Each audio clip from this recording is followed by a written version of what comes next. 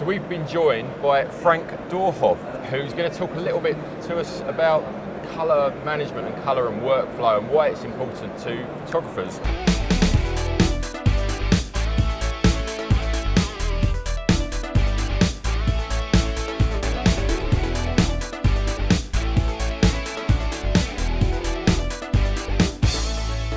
So Frank, colour, why is it important?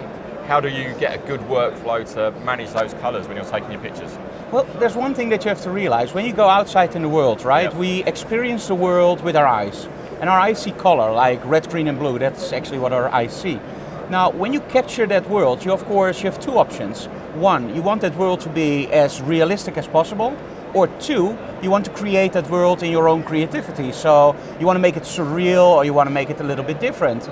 I always tell people during workshops, like, imagine this, you're in the lowest level of the ocean and you are in a concrete bunker and there's no lights whatsoever coming in, and you turn on a light bulb. What color is that light bulb? And a lot of people actually answer, it's blue. And you go like, that doesn't make any sense, right? Because there's no light coming in, it's a concrete bunker, so it should be the normal tungsten light bulb or whatever light bulb you use. Still, when you look at movies like The Abyss, it's blue. When you look at horror movies and you walk past the graveyard in the dark, it's blue. And that's because color is actually a mood maker. So that's why when you shoot images, you always want to make sure that you tint those images to your liking. Now, there are again two options. One, you shoot for a client, for example, your shirt, and want to make sure that it's exactly that red. Yeah. Because if Anna Week orders that shirt online, my wife, she wants to make sure that the color she gets is the color in the catalog. And you have the part of the creative photographer. That's the photographer that doesn't want you to sell that shirt, but wants you to sell the mood in which you are. And I think those are two very distinct things. And what I do is I always tint my images. So I use Alien Skin Exposure or DxO Film Pack or whatever tinting software I do it in Photoshop. But you do that with presets, because otherwise every single image you have to tint, that doesn't work. So you create a preset, and the preset, for example, is a little bit more red, a little bit more magenta or whatever. You want to make sure that if you run that preset, that every single image you do, so if you change your camera, go back to the movie, from an outside scene to an inside scene to a close-up to a three-quarter, you want to make sure that that blue hue is the same everywhere. Yeah. So although you tint your images, it's especially important to have that base image correct. So that's when we shoot. We actually use a color checker passport from X-Rite to make sure that we have that profile.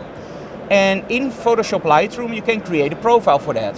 So all these images are synced, and the base image is, in my opinion, a little bit boring.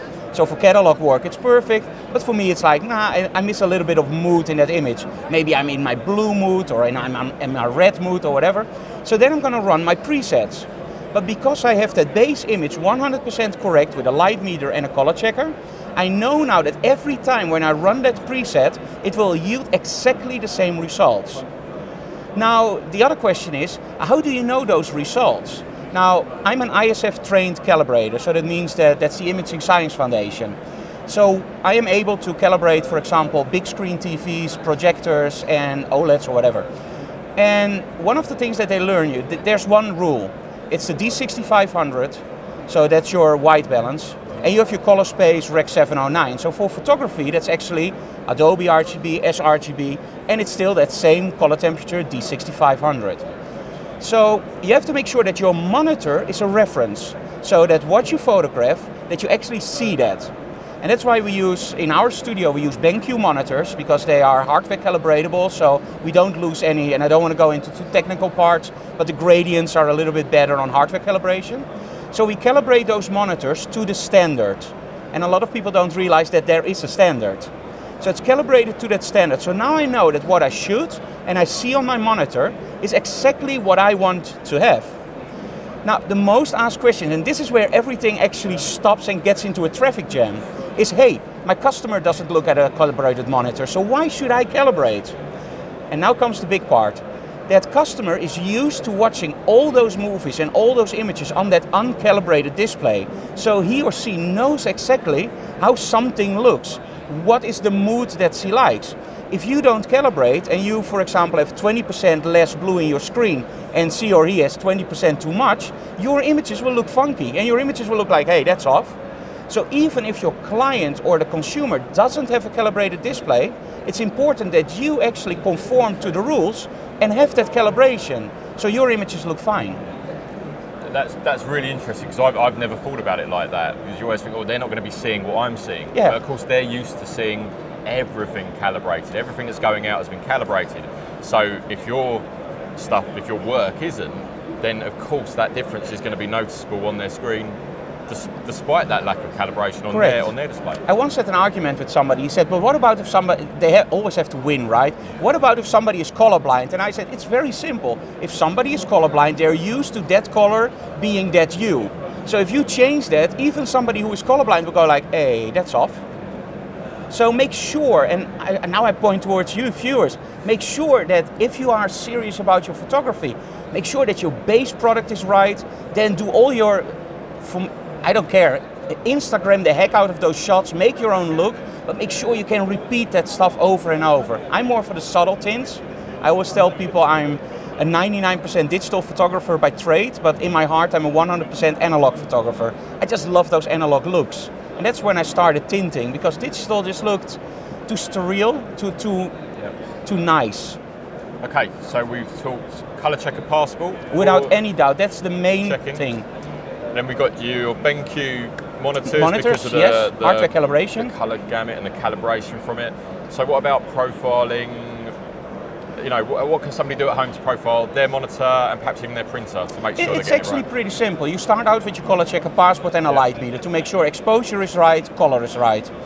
Then you calibrate your display, and beware that those are different stuff, guys. You don't use the color checker passport profile on your monitor or in Photoshop. Photoshop determines the color space, so Adobe RGB or sRGB. Yeah. The color checker passport just makes sure that all the reds are the reds that it's supposed to be. Photoshop does the rest for mapping to the color space. Then in Photoshop you do your magic, but you have to make sure that your monitor shows those colors correctly. And I actually show it during the demos. I actually, by accident, we overexpose the monitor by having the contrast too high. And I show people like, okay, this image is overexposed, right? Yes. And then I just lower the contrast and people go like, oh, now it's right. I said, what would you normally do? Yeah, lower the output of the strobes. Wrong. Because if your display isn't right, your photography will be wrong. And after that you do that calibration of your camera. You use, for example, you use the i1 Pro or whatever. You put it in front of your monitor and you calibrate the monitor. At the moment now you know that your camera is right, the monitor is right. Now there's one more step that some people will do, and that's print. Now if you print yourself, X-Rite has a really cool solution where you can also, of course, color manage your prints. And in essence, the calibration is incredibly simple. There is a table that determines where the coordinates are for a color. That's X, Y, and a big Y. Hue, saturation, luminance. Yep. Those coordinates are fixed. The only thing a calibrator does is look at what's coming in, this red square, what are the coordinates? The coordinates are off, so let's make an offset of -1, +2 or whatever, and that's called a DCP or ICC profile.